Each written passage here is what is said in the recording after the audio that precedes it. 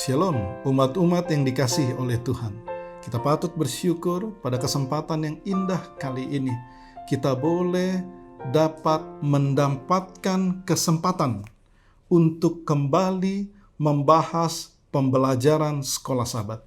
Pada saat ini kita sudah tiba di pelajaran yang kelima, yang berjudul Yesus Memberi Perhentian.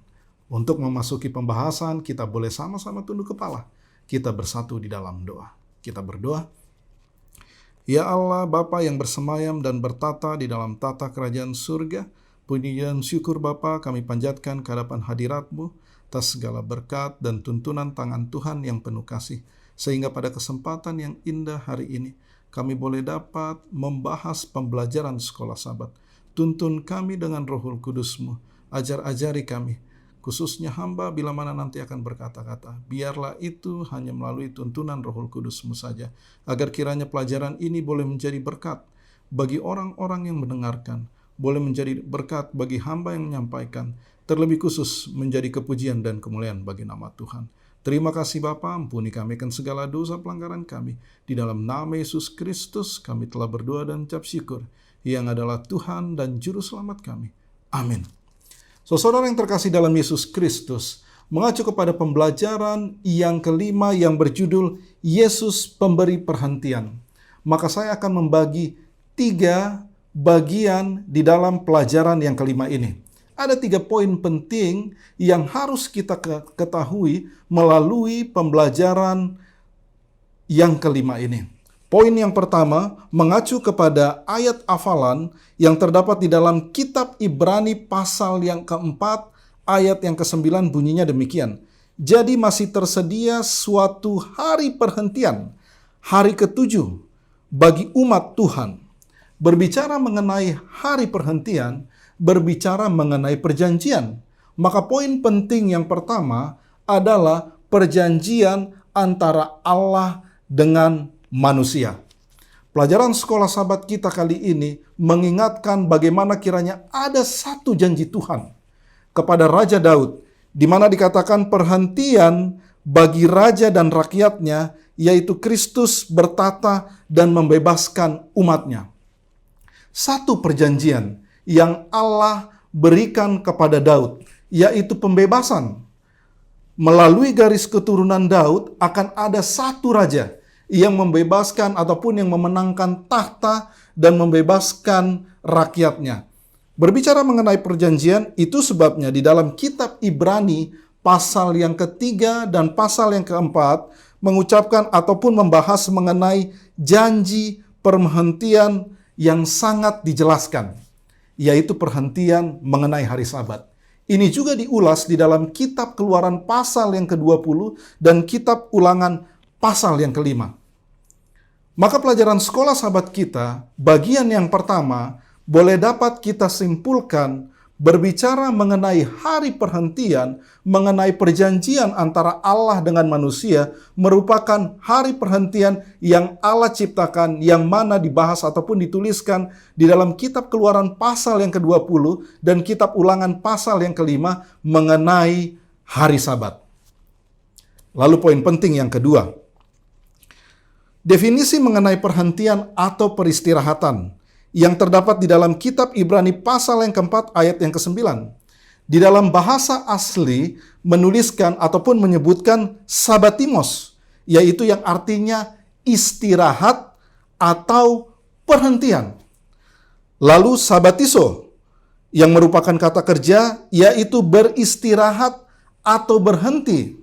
Lalu timbul pertanyaan, mengapa Rasul Paulus menekankan di dalam kitab Ibrani pasal yang keempat ayat yang ke-9 mengenai suatu hari perhentian, yaitu hari Sabat? Ini menyatakan di dalam Alkitab bahwa gereja mula-mula ataupun orang Kristen, bahkan non-Kristen, yaitu orang-orang Yahudi yang non-Kristen, merupakan pemelihara hari perhentian yang ketat. Ataupun boleh dapat kita simpulkan, mereka memelihara hari perhentian tersebut. Lalu untuk apa Paulus menyebutkan di dalam kitab Ibrani pasal yang keempat ayat yang ke-9 mengenai suatu hari perhentian, yaitu perhentian yang dibahas mengenai hari Sabat. Saudara yang terkasih dalam Yesus Kristus, pelajaran sekolah Sabat kita menyatakan bahwa pada zaman itu, baik orang Kristen ataupun non-Kristen, mereka tepat waktu dalam ketaatan mereka terhadap hukum keempat, yaitu hari Sabat. Pelajaran sekolah Sabat kita di bagian yang ketiga, Rasul Paulus menekankan bukanlah mengenai pemeliharaan hari Sabat yang kita ketahui bahwa hari itu Tuhan ciptakan untuk satu hari perhentian dan hari peristirahatan. Tetapi pembelajaran sekolah Sabat kita mengingatkan bahwa ada satu kuasa yang menciptakan hari perhentian tersebut. Bahwa ada Tuhan, yaitu Tuhan kita Yesus Kristus, yang menciptakan hari peristirahatan tersebut. Yang mana boleh dapat kita simpulkan di dalam kesimpulan yang ketiga, bahwa Yesuslah satu-satunya tempat peristirahatan. Bila mana kita mengingat pembelajaran sekolah Sabat kita 1,5 tahun yang lalu, berbicara mengenai hari peristirahatan, mengenai bagaimana kiranya Yesuslah ataupun Tuhan kitalah pemilik hari perhentian tersebut. Oleh sebab itu, pembelajaran sekolah Sabat kita mengatakan Yesus memberi perhentian, bukan serta-merta menitik beratkan mengenai pemeliharaan hari Sabat, tetapi sungguh-sungguh dalam pemeliharaan tersebut. Ada satu ilustrasi mengenai John Wesley, bagaimana ia mempertahankan kebenaran pada saat di masanya. Mempertahankan kebenaran di mana pada saat itu orang-orang Kristen, baik orang-orang Kristen di dalam lapisan atas ataupun lapisan bawah, mereka lebih mengutamakan apa yang mereka lakukan daripada siapa yang memberikan perintah ataupun memberikan firman Tuhan, yaitu Tuhan itu sendiri. Pelajaran sekolah Sabat kita mengingatkan kita kembali pada saat zaman John Wesley hidup di dunia ini. Saudara yang terkasih dalam Yesus Kristus, keberadaan Rasul Paulus pada saat ia menuliskan kitab Ibrani, khususnya kitab Ibrani pasal yang keempat, mengingatkan bahwa Yesuslah satu-satunya perhentian, agar kiranya perhentian yang kita laksanakan di hari Sabat, pada saat kita beristirahat dari segala aktivitas kesehari-harian kita, kita patut mengingat bahwa Yesuslah yang memberikan hari perhentian tersebut. Itu sebabnya pelajaran sekolah Sabat kita juga mengingatkan bahwa setiap aktivitas yang kita lakukan menjelang hari perhentian tersebut, baik hari Minggu, Senin, Selasa, seterusnya, bahkan sampai hari Jumat, setiap aktivitas yang kita lakukan, di dalam pekerjaan kita, di dalam sosial kita, kita harus mengingat bahwa Yesuslah yang memberikan perhentian bagi kita.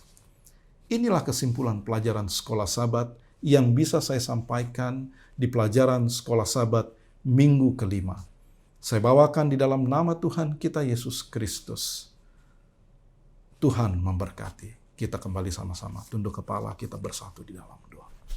Ya Allah Bapa yang bersemayam dan bertata di dalam tata kerajaan surga, puji dan syukur atas kesempatan yang indah di mana kami boleh dapat membahas, bahkan memperdengarkan kesimpulan pelajaran dari pelajaran sekolah Sabat di minggu yang kelima.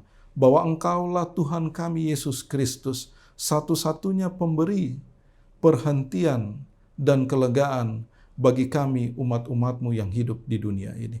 Bantu kami untuk mengerti, bantu kami untuk memahami, agar kiranya pemeliharaan kami tentang hari Sabat Tuhan yang kudus, suci dan diberkati, bukanlah suatu aktivitas yang formalitas, dan boleh menjadi berkat bagi kami pada saat kami berhenti dan mengingat Engkaulah yang memberikan perhentian tersebut. Terima kasih ya Bapa, ampuni kami akan segala dosa pelanggaran kami. Di dalam nama Yesus Kristus, kami telah berdoa dan mengucap syukur, yang adalah Tuhan dan Juru Selamat kami. Amin. Umat-umat Tuhan yang dikasihi oleh Tuhan, jangan lupa subscribe dan like pelajaran sekolah Sabat ini. Saya bawakan dalam nama Tuhan kita Yesus Kristus, kiranya Tuhan memberkati.